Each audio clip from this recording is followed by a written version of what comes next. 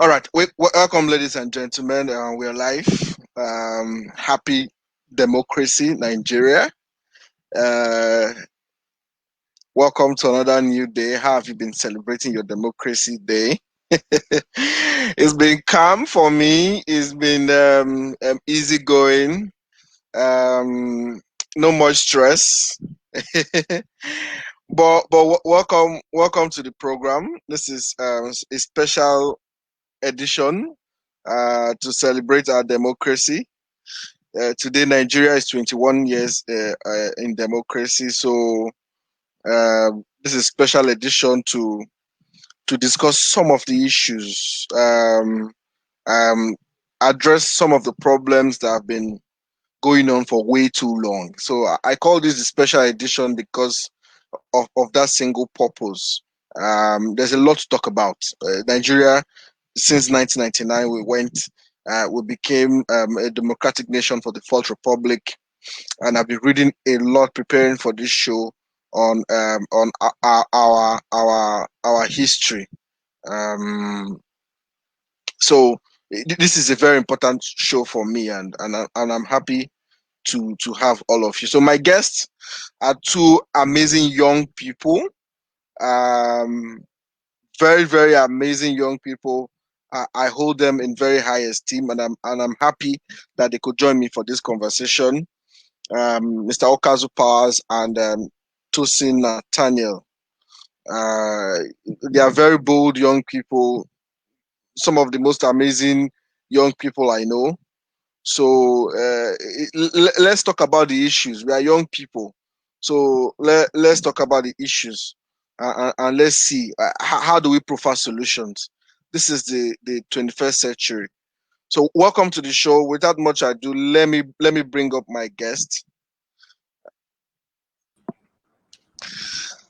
Yes, brother, welcome to the show.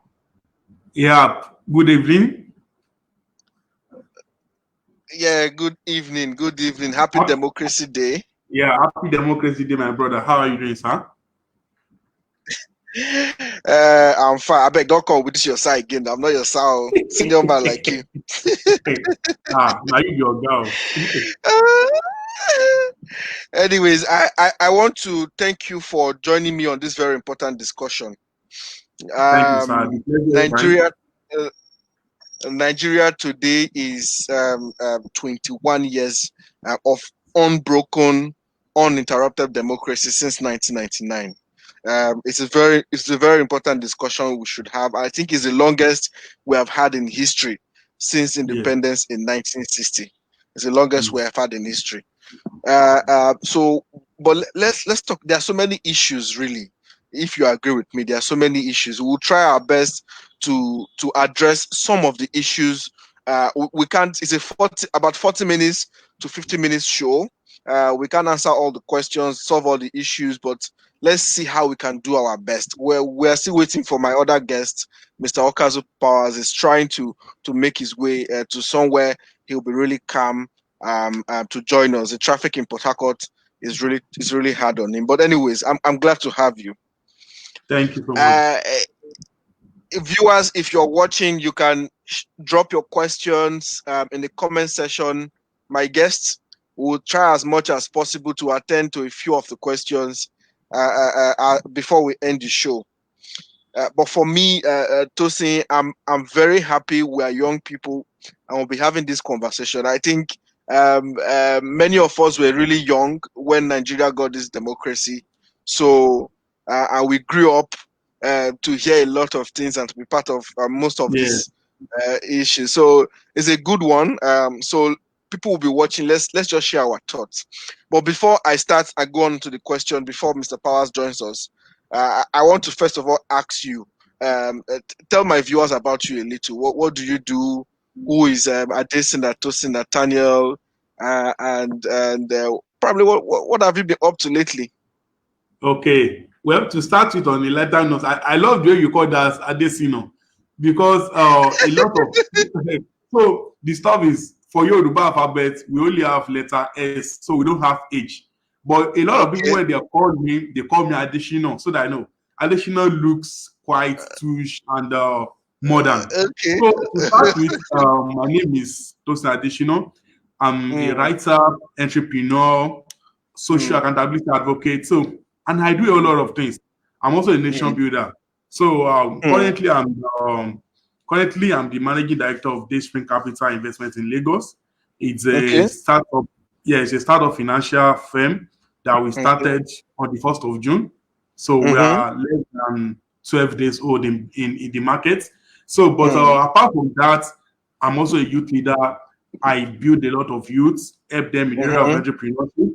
Early this year, Mm-hmm. I told close to about 8 to 10 locations in Nigeria, teaching people how to apply and win the 2 million entrepreneurship grant because I won Mm, the grant in 2019.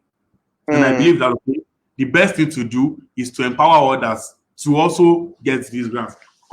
mm, Unfortunately, because of the COVID-19, the foundation had to suspend the program, but at least we were mm, able to publicize it for people to know. And by God's grace, mm, when the program comes on board in 2021, we'll still do the same thing to help people to apply because, like Tony Melu will say, the best thing you can do in mm, life is to democratize luck. Yes. So mm, luck is part of growth. You need to be lucky mm, to meet the right mm, people. You need to be lucky to be born into the right family. You need to be lucky to be in the right place. But there mm, is a way you can still democratize. Okay, now, if we say we need to be lucky and everybody can't be lucky, then let's democratize it and let's everybody have access to it. So that's all what my life is all about. Then mm, from now till my life comes to an end, it's just about helping people because some people are helping mm. me too. So it's a cycle. As some people are helping I me, agree. you need to be helping others too. So that's just what I am in summary. Wow. That that that's a lot you're doing, Tosin. And I first of all, I just want to commend you for what you did with the Tony Lemelu Foundation Thank you. grant. Thank you. And I like that. I like that so much. You really helped a lot of persons um, try to get the grant. I love that so much. And also, since our NYC Good days, I afternoon. see that you've been very advocate. Hello, welcome.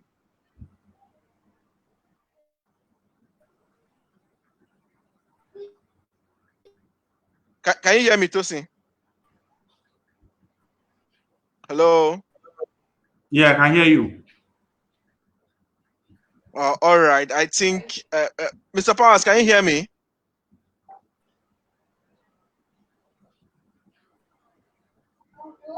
Powers, can Tell you him hear to me?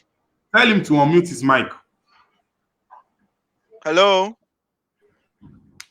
Mr. Powers, can you Okay. please unmute your mic?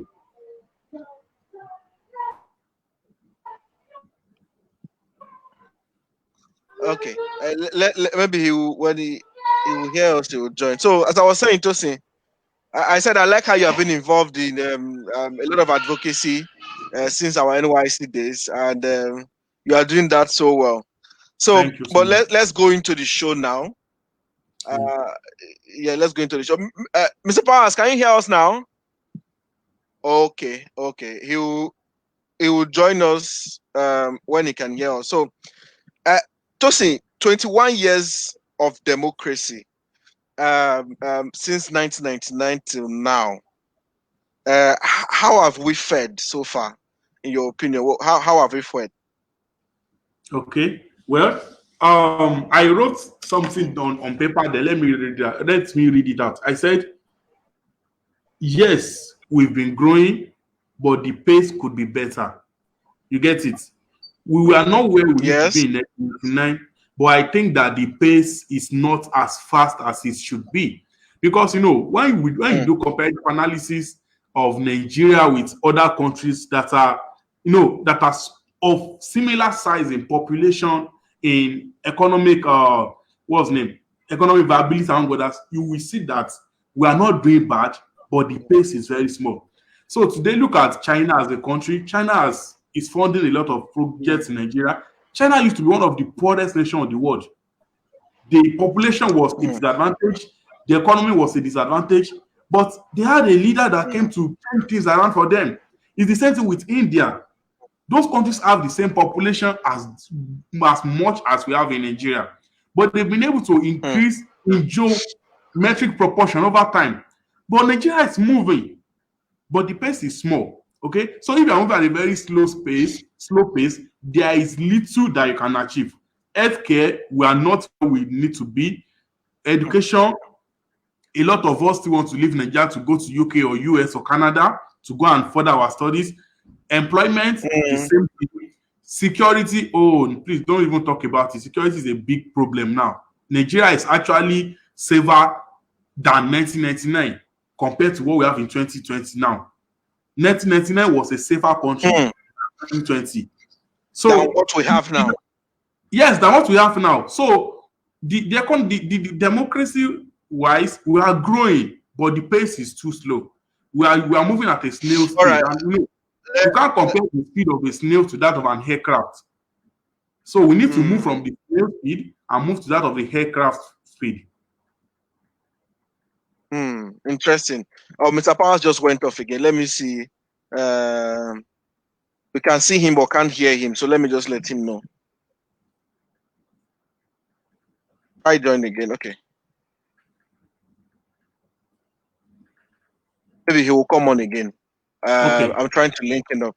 So you said something interesting that struck me. You said Nigeria was safer in 1999 Yes. than it is now in 2020. Well, that's a big Yes. blow. That's Yes. a big blow. But the truth is, like you've highlighted, we the pace is too slow. I really must also agree with you. And the experience, or let me say the dividends of democracy 21 years later has not just been much compared to the challenges that we have gone through to achieve democracy as it is now. What will you say are the real issues, the real Well, reason for this?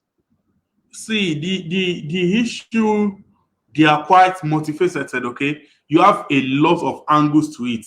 So you can't really say this is the main issue. Because every now and then people say, oh, the problem with Nigeria is leadership, others will say it's tribalism. But there are some Mm, issues that tribalism was not a factor and leadership was not a factor. Now look at the issue of insecurity for a start. So people mm, might say leadership, but it's more than a leadership issue. So let me give you a breakdown. 2000 and 1999, Obasanjo became the president. Okay, okay. 2003, Niger Delta militancy started on a full blown. You get it? Mm-hmm, Yeah, that mm-hmm, came in 2007. 2009, Boko Haram started. Jonathan mm, came in 2010. Militancy was no issue because he was fully in charge, except those that were the Oka guys and other that were trying to challenge the presidency then. Jonathan mm, really dealt a lot of blows to Niger Delta militancy. He was able to bring it under zero relevance from mm, when that was there. But Boko Haram came and it became a very big problem. And we had the Chibok girls issues in 2014. Now we mm, have President Buhari from the north. You will have expected that, okay, having someone like from the north as a president, this will not be mm-hmm, an issue. But insecurity has actually tripled under his leadership than any other president. So Boko Haram is everywhere, bandits everywhere. In fact, Katsina, where the president comes from, I can assure you that there is no way the chief security officer to the president will clear the president to travel to that state at this moment. You know what? mm, We will see the videos from that state. So you can't say this is a leadership problem because so by nature, if I'm from Katsina State, automatically my mm, state should be the safest because I can put as much army I can put enough soldiers, enough police, mm-hmm, enough force, intelligence gathering. But those mm. are issues that are even more than leadership and tribalism. They are more of social constructs. And the major problem here is the issue of unemployment. Because you Oh, see, an idle oh, workshop is the devil, mm, an idle hand is the devil's workshop. When you have an economy that the inflation is more than 12.4% as at this morning, this evening, mm, and nothing okay. is being done to bring down the inflation, job losses here and there. Now, we're not even preparing for COVID-19. Now, Corona is here, people are losing jobs left, right, and center. I have people that have lost their jobs. I know someone that was working with DHL, they sacked her. She told me this was someone that was employed even as at January, February. You know, On the on the okay, on the can you hear me? On the I can hear you. economic statistics of how we are fed from 1999 to now. I wish Mr. Okazu Powers can join us shortly. I would like him to, he's good with some of these figures and economic Okay. statistics. I wanted him to break it down for us on how we have really fed since 1999. Like I said, we are young people, and as at 1999 we were very young, and we grew up Yeah. to hear most of these things. And In for me, fact, I was watching some very old history videos just while preparing for this show, and I see that the issues we had in 1960, the issues MKO Abiola campaigned to campaign, yes. solve in 1993, and the issues we had in 1999 seems to be the same issue The we are same still issue, trying to yes, solve yes. in 2020. The issue of hunger, poverty, unemployment, Education. and what have you, education. I'm wondering what is the solution to this. But I want to ask you, um, last year, President Muhammadu Buhari changed the Democracy Day from May 29 to June 12. I know there has been a lot of issues around June 12 to be recognized as Democracy Day for over 27 years now. And it seems like no government has had the political will to do that. But the Western states in Nigeria have been celebrating June 12 for all these years. The change of this date, what do you think? Was it the right decision? Okay, yes. So on June 12th, people need to know that June 12th was more than MKO, okay? Because most times when people talk about June 12th, some Nigerians have reduced June 12th to be about Abiola or about Yoruba. Because and Mm-hmm. yesterday someone was saying consider that Yoruba people are so passionate about June 12th. And it's not a Yoruba thing. If you study June 12th election, MKO Mm, Abiola actually won Kano State, where Bashir Tova came from. So he mm, defeated his opponents in the state. So if we are clamoring for June 12th, will you say Yoruba people are the one clamoring for June 12th? No. So you see, June 12th has more significance to Nigeria as a country than even May 1999. Okay, May 1999 was simply an handover date, and we've had series of handover dates. May 29 was an handover date. We've had the one between Shagari and the military. Then we've had a lot of changing of powers, but June 12th was more of free and fair election. We had a mm, Muslim president. Abela was a Muslim. Tofa was a Muslim. We had an election that does not claim the life of one person. We had an election that was open ballot and people queued to vote. We had an mm, election that there was zero rigging. Like that was the most perfect election in the history of this country, and mm, more one of the most perfect in the history of the world. So when you talk about annulling that election has a lot to offer in history. It's just like you're mm, talking of Biafra. Biafra is more than a war. It's the same thing with June 12th. So June mm, 12th has more connectivity to the idealism of democracy as for Nigeria as a country than May 1999. Absalami mm, everyone could have been Absalami to hand over. Automatically, there is no way military. See, whether 1999 happens or not, I can assure you that there is no way Nigeria will have military leadership as at this morning. Why? A lot of countries are beginning to show apathy to military leaders. Even the United Nations don't give a damn about them. The one that in mm, military, you commit a coup, they will tell you the next thing is you must try to hand over. Why? Because they know that the power belongs to the people. Power will not be taken forcefully. Military has always take power forcefully. So June 12th was has more historical significance to Nigeria as a mm, country than May mm, 1999. You mm. have a Which will story. You May have a story. 99, which was just a handover date. Yes, now you have a lot of story surrounding June 12th, but you have little or no story surrounding May 1999. Try and read articles autobiography. You will see the detailing of this election from the registration, from the deregistration. Like some of these people that contested for this election, we are talking of an election that consumed a lot of money. Government had Mm, to establish party on its own, built their party offices. It consumed billions. That's why people were so worried that why will IBB do this? People have contested on parties. Government came one day, they cleared away those parties. They now brought new parties. That has never happened in the history of Nigeria before. Just like a parent waking up tomorrow and scrap up parties in Nigeria and put in only PDP and APC. That was what that was what Nigeria did. The election took more than 3 years in planning, but you can see the end. So it's important that that date is recognized for historical sake. Nigeria as a country has done with a lot of history, but we are glad that President Buhari could recognize that date. Then it gives us more significance than May 1999. I can tell you that.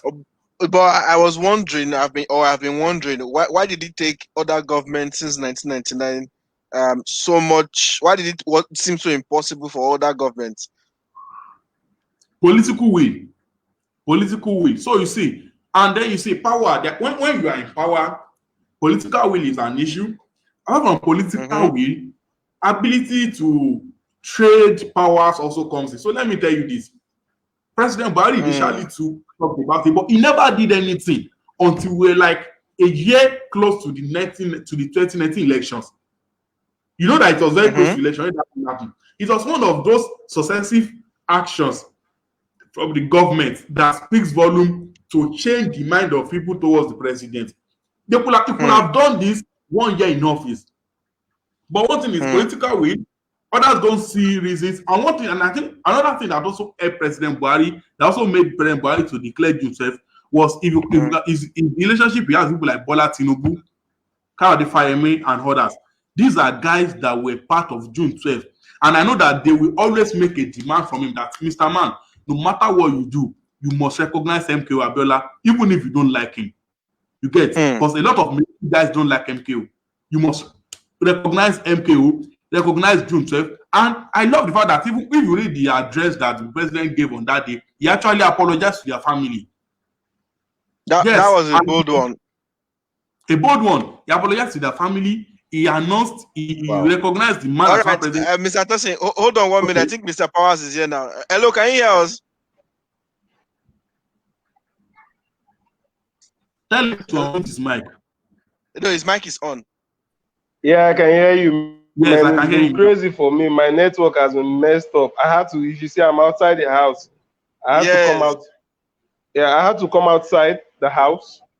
Yes, to connect to the internet because it's been crazy. I don't just understand how this happened. But I've been trying with my MiFi is not working, and I had to connect again to normal network, and I had to come out, and it's flowing now. If I go back inside, I'm nothing. So it's okay. At least we are happy we can hear you. My guest yesterday was in Port Harcourt too, and the same issue. Stand here or sit outside. Okay, conversation. I think it's better. Yes, and we're happy to have you. Welcome. I would have said you should share a little about yourself, but we have gone past that. So because of time, let's just move about. My audience should know Mr. Powers is an advocate. He has been very loud on many political issues, especially in Rivers State. He's a very good writer with many ideas. And even me, I started following him a long time ago because of his many ideas he shares via his writing. So I think he's a good one to join us in this conversation. Can you hear us, Mr. Powers? Big of time, please. Just go ahead. All right, great. Yeah, we'll go ahead, of course. So we're just sharing just before you joined, 21 years later in democracy. How have we fared? What would you say? How far have we gone?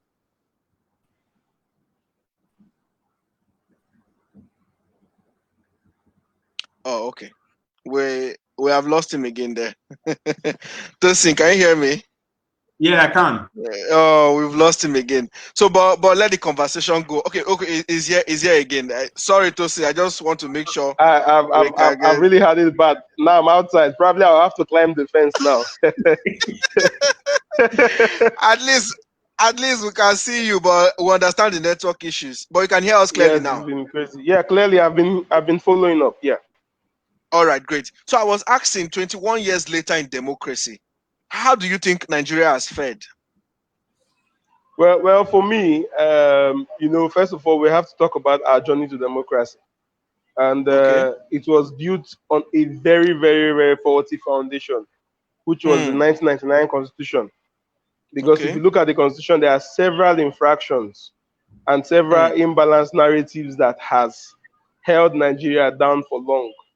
So Hmm. there are issues that you may want to talk about or probably work towards, and it has to be constitutional amendment. Then a Okay. set of the country would have to still fight against another set from having this their own request. For example, I'll give you clear Hmm. examples. Hmm. Um, Kano State used to be Kano Jigawa State. When Okay. Kano State, when Jigawa was created out of Kano, Hmm. Kano has over 40 local governments. Jigawa has Okay. 27. That's 67, or I think 40 or 44 there, but that's 67 Hmm. local governments from one Kano. When Okay. Bayelsa was created out of Rivers State, you had 23 plus 8, 23 local government for Rivers State, 8 for Bayelsa, and that's around Okay. like 30, 35 or 33 thereabout. So you Okay. have a situation whereby now more of these resources come from our side. We can't even agitate for resource control because already they feel they have given us so much. I'm talking from Okay. about the Niger Delta angle, and Okay. we have this situation whereby there's an imbalance in the system. Hmm. And under the democracy, everyone has a voice to talk, but is as there's a kind of impression that's created by government like you can do the talking, nothing happens. You Hmm. understand? And for some time now, we've not been experiencing the 100% freedom of speech that the Constitution grants us. So it's really a terrible thing.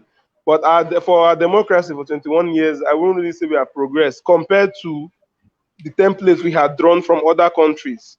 You can see what's Hmm. happening in America when George Floyd was killed. You can see the level of protests that happened. There were lootings that this Hmm. guy went overboard. They did as in anything you can talk of, and the police officers were actually killed. But you rarely see reports of mass shooting, unlike in Nigeria, where if you take to the street to sustain a protest, once you're tear gas and it doesn't work, they resort to killing. So if Yes. there's a Hmm. democracy that does not follow 100% tenets of democracy, then for me, I feel that the purpose of democracy is defeated. But so far, Hmm. so good. I can say we are standing on one foot for the democracy because it's still the same old thing. It's just like a military man now wearing dumping his khaki to wear abada or or suit. Because Hmm. I've given you examples of stuffs, and Yeah. for me, I feel the journey has not really been smooth. I feel our democracy has been standing on one foot. So it's just not far from what Tosin has already shared with us, and I was also telling him that I've noticed or I've seen that while I was preparing for the show, I was watching some old videos, and I noticed that the issues we had in 1960, the issues we had in 1993, and the issues we had in 1999 are still the same issues Yes. we are still having in 2020, and those issues are Prevalent issues hunger. here. Yes, hunger, poverty, and unemployment. Where have we been getting it wrong, or where have we been getting it wrong rather?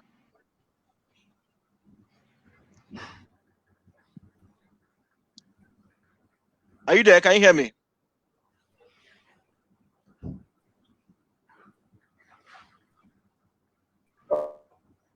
Okay, for me, I feel our greatest, forget people telling you the problem in Nigeria, the problem in Nigeria.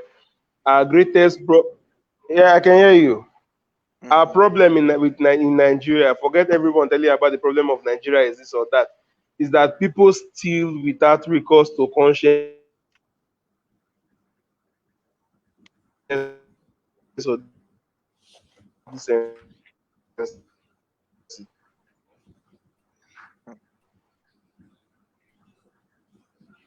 Someone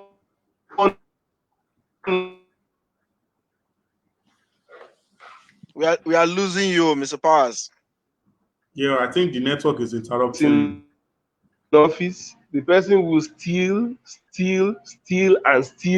and just keep stealing. Else, you look at our power sector, for example.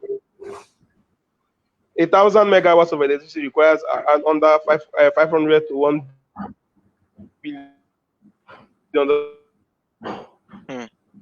Your network is not friendly at all.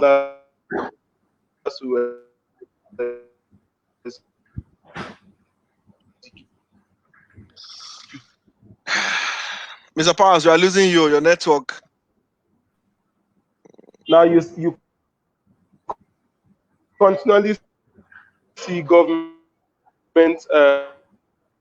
initiatives talking about power sector. You see it in the really put this power stuff. Okay. Mr. Powers, if you can hear me, let me allow Mr.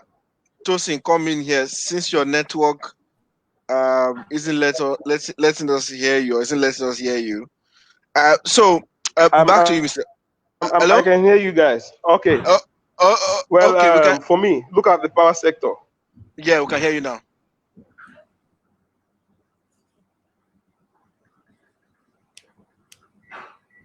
Oh, wow. Okay. Because of time, let me just. Okay. Mr. Tosin, because of time, I will just come to you while we Okay. try to get him back. All right. So he has raised some issue on corruption, how corruption has been a major problem for us, issue of the power sector, how the corruption has drowned the power sector.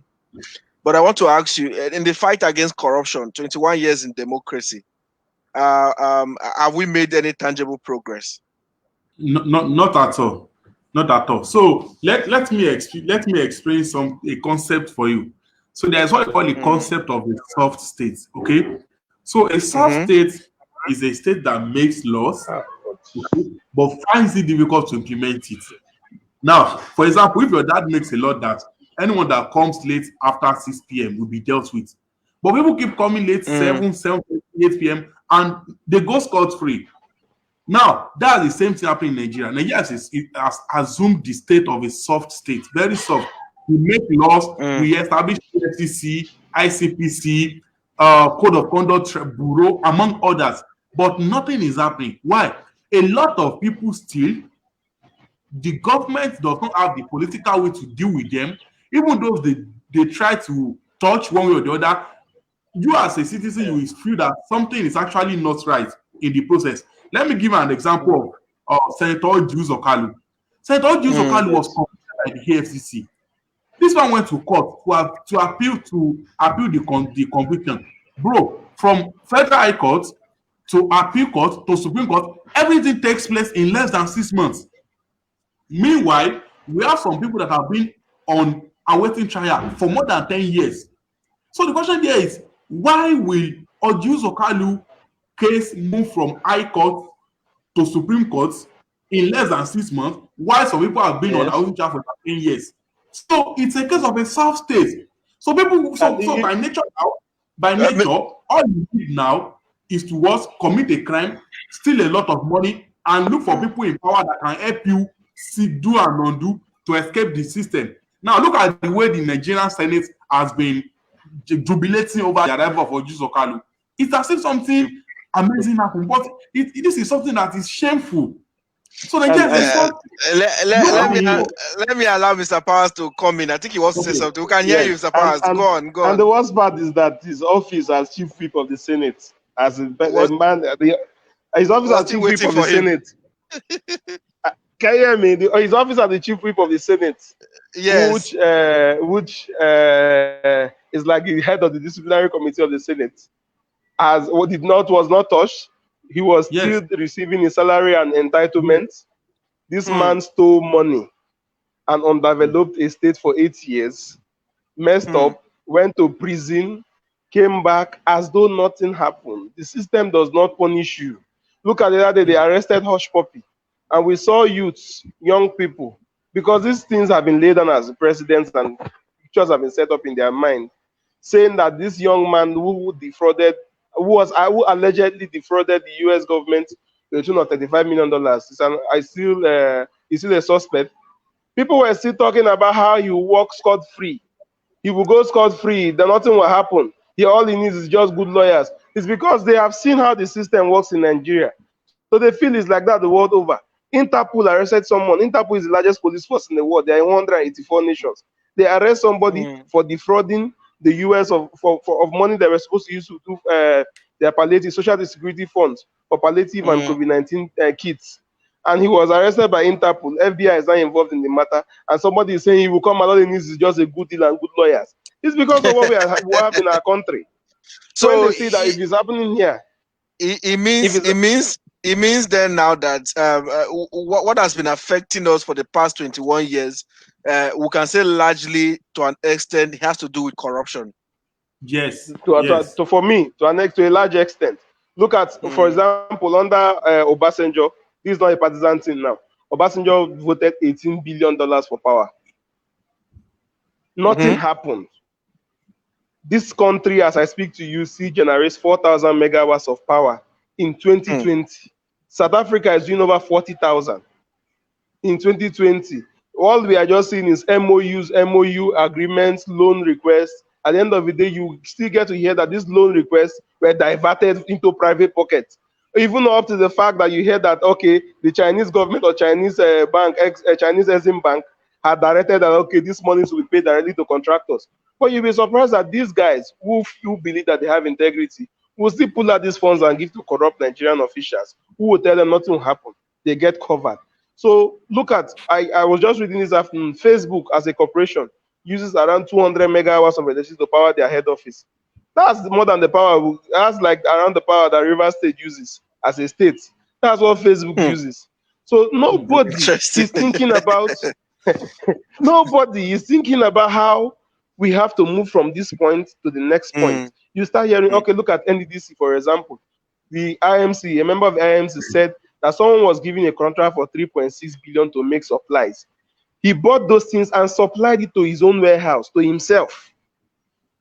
So the stealing has become so big and brazen that people do not care about the consequences of stealing. They just have to get into office, steal and empty the treasury. More money comes from oil. Then what happens to the future generations? Our debt to service ratio is getting higher and higher every day, but nobody cares. As far as they are concerned, this is their time to chop. Okay, let's say we glorify corruption. I want to agree that we glorify corruption. But at least while you're taking this thing, do some stuff that will leave a legacy. You understand me? Okay, well, if the present administration in Nigeria right now leaves office today, what will be their greatest legacy? We're not talking about you are doing this infrastructure project or not. Nigeria has a power problem. Nigeria has an educational problem. Nigeria has a health problem. Why can't you look at how the leaders now are dying of COVID-19? Some of them secretly have it. They are undergoing treatment. We had a scenario whereby the Abia State governor, they said he has a kidney problem, a kidney challenge, and now he has COVID-19, and they are having challenges to treat COVID-19 and the kidney challenge. Why? Because once they get sick, they jet out abroad. They don't care. The other time, this man had an accident. Ababio had an accident. Godswill Ababio, a senator. And Godswill Ababio went to London to treat himself for a minor accident. He had no fracture. After the big hospital in Akwa Ibom State. An ultra-modern hospital in Akwa Ibom State. He could not go there. He doesn't want to get sick in a place he built because he feels that it's a death warrant. Powers, let me ask Tosin. We seem to like the word ultra modern, but somehow we keep running away from these ultra modern facilities we have built. He has raised a lot of issues as regards corruption and all of that, Tosin. Now he has added to other issues we have been having: health, education. I had a chat with Power. Yes, I had a chat with the SUG presidents of some of the universities in my previous episode to talk about the impact of COVID-19 on the students, and I noticed that all the schools are now shut. No online classes, nothing is happening. Why schools abroad are even doing graduations via Zoom, we don't even know if that is going to ever happen. But I want to ask you, why have these issues continued to be campaign promises up to now? Okay. Well, so let me tell you firstly about these issues. There is no way you can solve these issues permanently. Okay. Now, unemployment will continue to be an issue. Insecurity will continue to be an issue. Even in US, they still have case of insecurity. But what we are saying is that set the country on the right path of progress. Now, people will say that let us build institutions and not individuals. Now, let me give you an example. When Tafa Balogun was the inspector of police, Tafa Balogun was a very perfect IG. Forget the corruption allegations against him. He treated officers very well. They did a lot of crime fighters. But the moment the man left, it was as if nothing happened in that office. Look at the former FRS chairman, Babatunde Fowler. Fowler was a very great guy. Before Fowler, we had Ifeeko Omogwe from this woman. I think she's from the south or the southeast. Very amazing woman. But today, FRS under the current man, it's as if they're actually wasting their time there. So the major issue here is that we need to institutionalize development. When you make laws, let laws be implemented. Now look at the country now. We have more than close to about 6,000 unnecessary federal government agencies. Now, federal government has removed subsidy. If I were to be president, redundant agencies. Yes, if I were the president, 2 days after the removal of subsidy, you scrap PPPRA. But today, PPPRA is still acting like an agency that does not want to go down, saying no, marketers can't fix price, they can't do this. What we need to do is to institutionalize development. Now we have the Federal Road Management Agency. Now, where will you have FEMA? You're receiving billions from government, yet majority of the federal roads are bad. Now we have FEMA that needs to maintain federal road wisdom.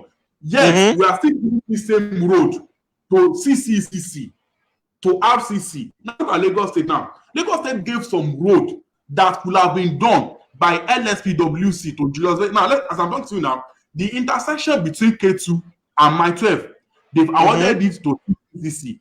The one between K2 and Nojota, they've awarded it to Julius Berger. For God's sake, these are roads that could be constructed by Lagos State Public Works Corporation. The only thing you need to do is to employ the right engineers and buy equipment for these guys. You get it? Interesting. So the question is, so when someone who is gone, a new governor will now come. That governor may say, no, I don't want CCCC. I don't want Julius Berger. I don't want RCC. They will now bring their own friends that tax commission come to start taking contract from government. Meanwhile, you have government agencies for this. A lot of things that government use consultant for, my brother, they have guys that could do this. Let me tell you this. We have people, so every year, our civil service, both at and federal, they spend billions of naira on training. See, even because of COVID-19, a lot of our federal government staff, they will be in Malaysia by now.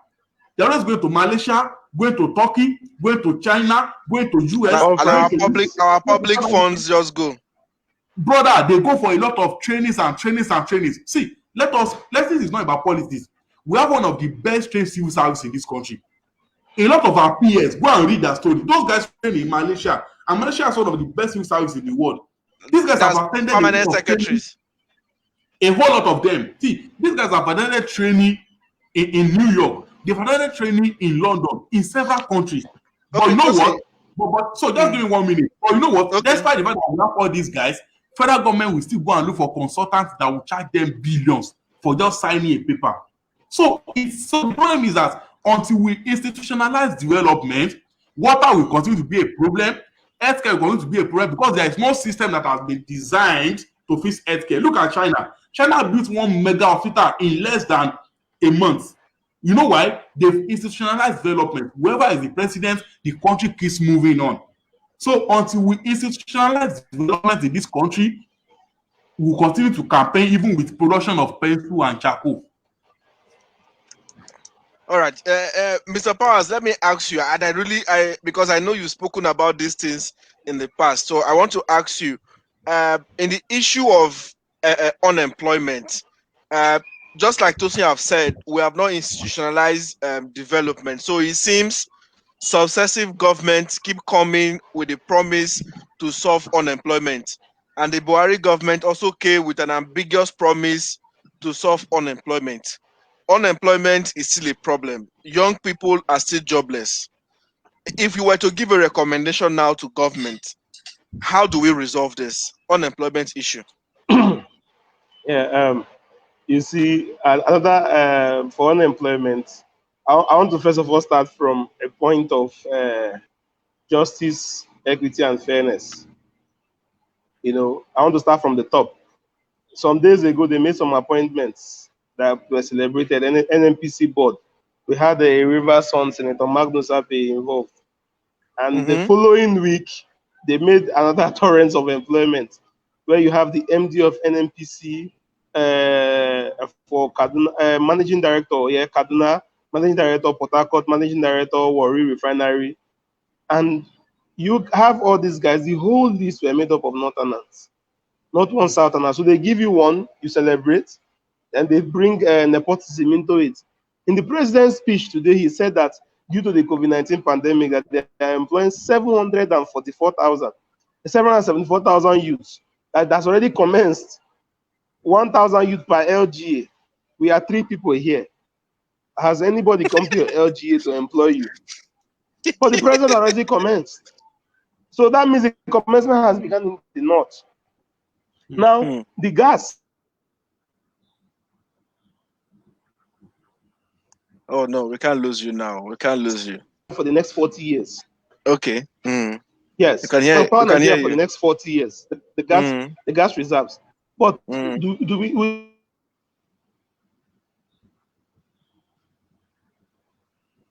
don't, even from gas alone? I have a friend that was working on Sapele, a senior friend of mine that was working on Sapele Industrial Park, that would have investors just investing on gas. And what did Buhari do? Buhari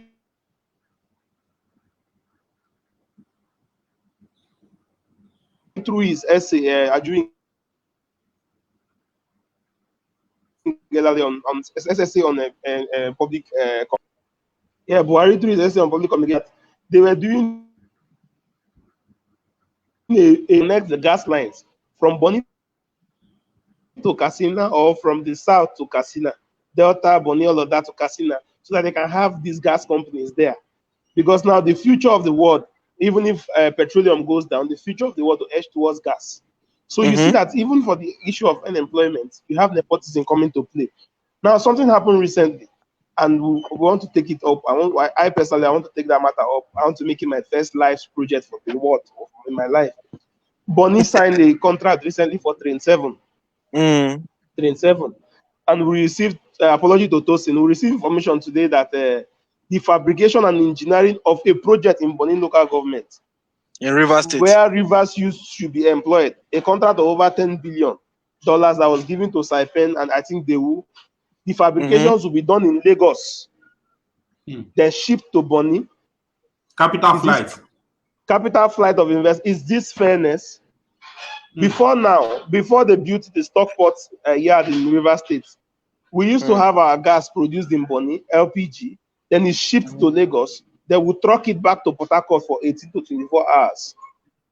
Meanwhile, our labor force in Rivers State grows by at least 300,000 every year. Our youth need to be employed. We have one of the highest unemployment rates, and now our jobs are taken to Lagos. I'm establishing the point of fairness now and equity. Now, coming to the point of job creation. The point of job creation. The government now talks about 774,000 people because of COVID-19 employment, where the president will pay them like, another Shopee, or what's this one they were doing for 30,000. Okay. So, Festus Keyamo actually said that program will last for just 3 months.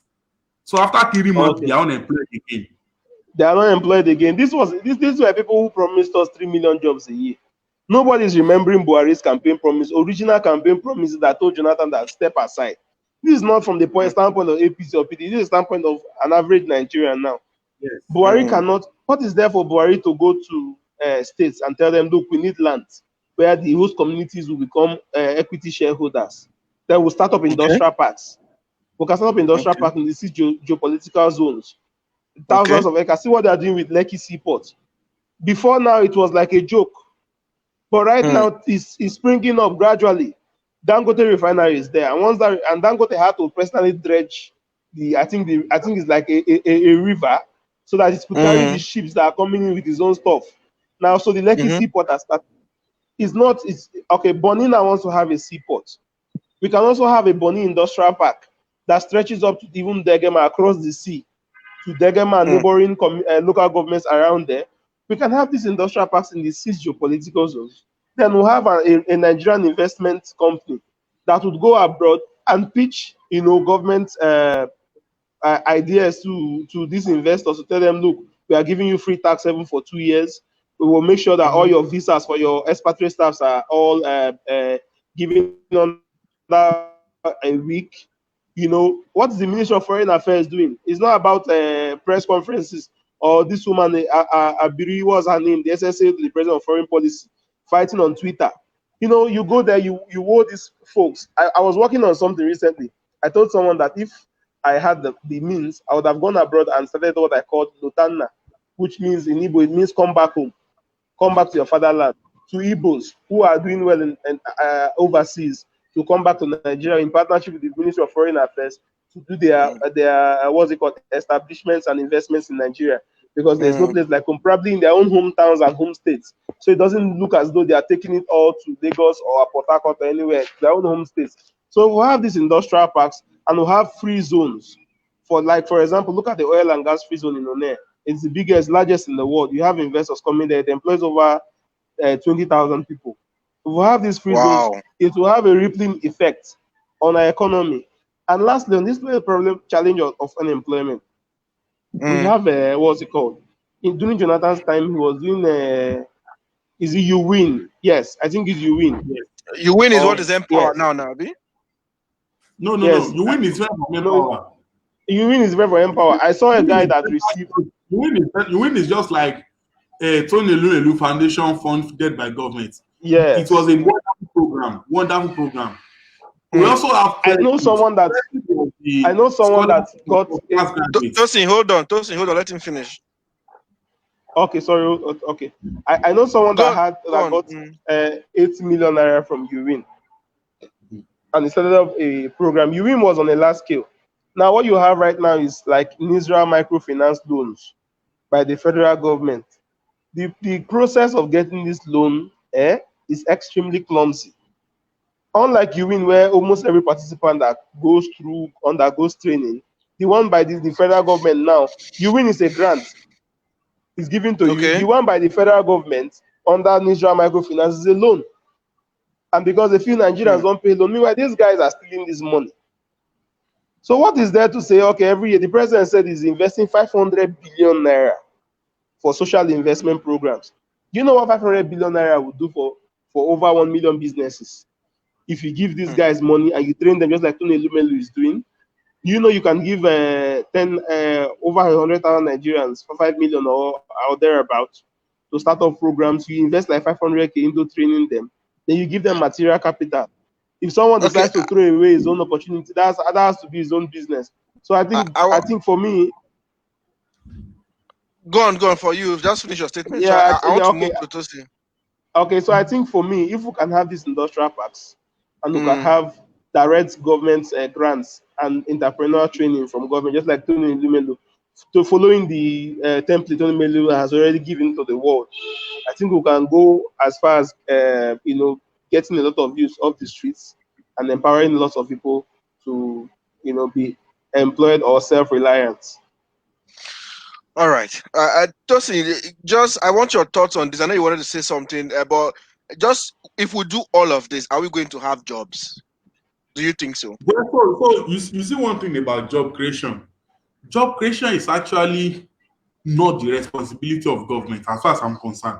The only thing you need to do as a government is create enabling environment. Now, if you look at countries like Dubai built what they call the Dubai Internet City. The Internet City is a tax-free zone. You go there, they give you land, they've built the place already. They have land, they have electricity, water, everything. Just come and invest. So when they start, and in fact, I was reading the book written by Sheikh Al Maktoum. He said when they started the Dubai Internet City, it was a desert area. People were like, okay, are you really sure what you're doing? Will people come here to invest? He said people will come to invest when you create an enabling environment. Now, to summarize this, as I'm talking to you now, Dubai Internet City, they are playing host to Uber. Uber is now in Dubai Internet City. Amazon, I think Amazon has a branch there, and close to 100 tech companies are there now. So it has now become their own Silicon Valley. And this was under 4-5 years. So what we are saying is create enabling environment. So I'm an entrepreneur. I run a business. I'm the MD of a company. Now, if you want me to survive, and I have people that I'm employing, give me tax rebates. Give me maybe non-interest loans to drive my business. Not that you will now come today, then ministry of this will come and tax you, ministry of this, about 50 ministry and department and agency, they want to tax a business. Just put a signpost outside, Lasha will tax you, ministry of correction will tax you, they'll tax you for And radio. we don't see where all of these monies are going to. Yes, No, we they don't. tax for radio, they tax for DSTV. Meanwhile, government can create these people. Now, currently in my place of work, we are just like four, okay, because we are peaceful at the moment. But our projection is that in the next 4 5 months, we should increase our staff strength to close to about 10, 20, 30, 40, because we'll be doing a lot of marketing for some of our products. So we need to employ people. But guess what? The moment you start growing, that's when government start bringing problem for you. So government can't create it. It's a fact. They can't create it. But So what instead I of know, government solving the problems, they are creating more they problems. are compounding it. Yes. The only thing government can do for job creation is to do Mm, what? Create enabling environment. So look at Tony Elubelu Foundation. I'm always talking about Tony anyway. Because this mm, man democratized drug, he gave everyone equal access. Okay? Now, mm, what Tony Elubelu has spent on the foundation is just like what one government in Nigeria will have stolen through a signature. mm, People do not need much. People have idea. Give them money to do this idea. So there was a competition that happened early this year. They call it Friends of Prof. I think there are some Friends of Prof Oshibado. You know that they want to give like about I think 100 people 1 million naira business grant. Those that applied for this thing, they were close to about 5,000 applications. mm. Means that we have the human resources. You only need to empower them. Capital investment, human capital development, that's all we need. See, our greatest resources is not oil and gas. Our greatest resources is not beautiful women or jollof rice. Our greatest resources are the humans of Nigeria that we have. Every country in the world that you go to, you see Nigerians doing great things. Now, a friend of mine, Damilare I, I, Sakios, I, I mean, he owns a we did, we did. foundation. Oh, just 1 minute. This guy comes to Okay. Nigeria from New York to come and train people on entrepreneurship, on SMEs. That's what government needs to do. Give us an enabling environment. And when you give us an enabling environment, we will thrive. Majority of us are not even 30. I want to do a lot of things. I'm not 30 yet. Okay? But the Mm. question there is my government ready to support my dream? A lot of countries, young guys like us, the moment we start establishing businesses, government start looking for us. Okay, what can we do for you? What can we do for you? How can we support you? But it's not here in Nigeria. So Mm. government can't create job, but the summary is Okay. they should create environment. Enabling environment. Okay. All right. That's good. I've lost powers, and I really wanted to ask him a question. But so now, on going back to the conversation, going back to the conversation on our democracy. Now, I want to ask you, Powers. Welcome back. I want to Yeah. ask you, as regards the online activism we have been doing. I know you are loud on it a lot, especially on Facebook. Tosin is big on it on Twitter. We talk a lot about governance and many of the governance issues. I want to ask, how has the impact of online activism been on our democracy? Is it making any impact? Well, for me, I think that's the only activism we have that's alive in this country. Because if you get to the street to protest, you will definitely receive the show rate treatment. They would pick one word you're saying, Nigeria needs a revolution. Nigeria needs a revolution, and they will interpret the revolution as an Uprising. uprising and overthrowing the government. So Mm, it's just the internet that we have. You know, even if people are getting arrested every day, we have lots of people getting arrested and bullied by government officials. We had the time where a governor ordered the arrest of someone. The person was picked from Port Harcourt to a state in the mm, north. So for me, mm, the internet is the thing we have. We have been able to, for example, there was a time on a good line where some governors had declared that, I think Ondo and Rivers had declared that people should go back to churches for Easter Sunday and pray. But there was this this story that was going on online where There are times that, for example, a social media bill, look at there are some bills in the National Assembly that would have gone under the carpet straight if we didn't have the internet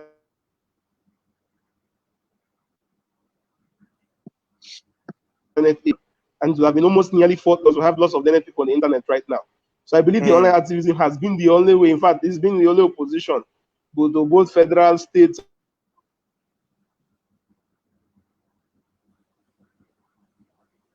and talk to somebody who always say that the internet is a leveler. I like that word, that Facebook is a leveler. If you feel that you're highly placed in society and you mess up, a small boy who did not even go to school would bring you down to the floor and tell you the right things to do and even abuse you. If you decide to take correction, that's left for you. Yeah, the abuse part should be out of it, but for the results, I think we have gotten more results online than even offline. Thank you. Yeah. All right. Tosin, what do you think? Well, for online activism, I feel that we are doing very great with that. So look at Enough is Enough Nigeria is a product of online activism. Chibok Girls is a product of online activism. Free de Jadiyanju is a product of online activism, and a whole lot of others. Because you see, the world is changing, and you can't expect people to be on the road every now and then. So people will say, "Oh, Nigerians protest online, but you don't protest online." I said, "No, it's working." Let me give you an example. Recently, there was this thing we call this don't rush challenge. Some staffs of immigration participated in that challenge. The video came on. The immigration transferred them. People came on Twitter to protest against them. Do you know that in less than 24 hours, the transfer was cancelled? That is the power of social media. Now, Showoren's campaign was a big issue online that it started spreading to other countries. It was the embarrassment was part of the things that made the government to suspend her on it. Now, look at NSAS. Sega Link did not do any offline protest. Everything was online. Today, on Twitter, if you are arrested by police, the first person you call is Sega. That's online activism. So, people can't say online activism is not. In fact, it is delivering what I call instant results, because you just need like 1,000 tweets. The moment 1,000 people start tweeting about something, it's a trend already. At times, government will come to say, "Oh, we debunk that." So online activism is working, and we need more. All right, gentlemen. It's been a wonderful conversation. Thank you for really coming. We hope our democracy gets better. We hope some of the issues are solved. But before I let you go, where do you want to see, just your closing statement, where do you want to see us as a nation and our democracy by the time we get to 30? Powers. Well, for me, 30 is like in 9 years. 9 years, and yes, we have the president talked about an agreement with Siemens in Germany, which the chief of staff had gone for in Germany, and all that should get our power to around 11,000 megawatts by 2023, and by 2025 it should be around 20,000 megawatts. So for me, I just want to see Nigeria. I don't really bother much about infrastructure. For me, if I can, Dangote as an organization, before he started doing his own personal power plants in his factories, there was the time Dangote told us that he was spending over was it 4 billion on just diesel. And if we can solve our power problem, we can be able to solve our industrialization problem. SMEs can survive. For me, 9 years of our democracy, Buhari plus whoever takes over from him, if we can just solve our power problem, at least let's focus on power. Let's say for the next 9 years, Nigeria want to solve our power problem. Then we can talk about health and education. We are not all educated up to the Harvard standard in quotes, but that does not mean that we're not intelligent or learned to challenge our peers worldwide, except for some special courses like IT and some other stuff. So for me, 9 years of democracy, I believe that someone should be able to take actions, and a policeman would protect him than attack him. So this is just mine. Justice, equity, and fairness, power. Yeah. Tosin, the final words. Well, my final word is that by the time we are 30, I would love to have a country that have institutionalized development, because it should be about the institutionalizing of this thing, not about individuals. So if we're saying Buhari will do this, Obasanjo will do this, they've not done it. Let's institutionalize it. Which simply, even if you have a 1-year-old baby as your president, the country is moving because it has been placed on the autopilot of development. Every Okay. president that comes in, we know that there must be priority for education, for healthcare, for job creation, for security. So it's not about, oh, we used to have security when this man was there. No, we need to stop making it about individuals, but by institution. The All moment right. I want a country where we will institutionalize development, and that's all and nothing more. All right, gentlemen, thank you so much. I think we'll have to stop here at this time. We can't solve all the issues or answer all the questions on this one call. But I want to thank you so much for your time, for coming on the Thank show. you. Thank you so much. Thank you so Thank you much. very Thanks for much. being. We'll do this Yeah. again Yeah, me definitely. Thank too. you. Nice meeting you. Oh, it's nice meeting you, Tosin. You're good, sir. Thank you, sir. Thank you. God bless you. All right, gentlemen, have a fine Yeah. Let me evening. go inside back to my bad network now. Thank you, sir. All right. Well, that has been an interesting conversation. Two bright young men. It was a good one to have them. The issues are so many, we can't solve them on one call. But we continue to add our voice and speak to the problem as much as we can. Democracy, it's a work in progress. Even though we've not gotten enough dividends of democracy for the last 21 years compared to the many challenges we've had, it's a work in progress. We'll keep working. We'll keep trying to get better. Thank you all for hanging on the show. Tomorrow we're back again, just to conclude a few bits of this conversation with another guest of mine. My name is Wisdom, and this is the Hangout series.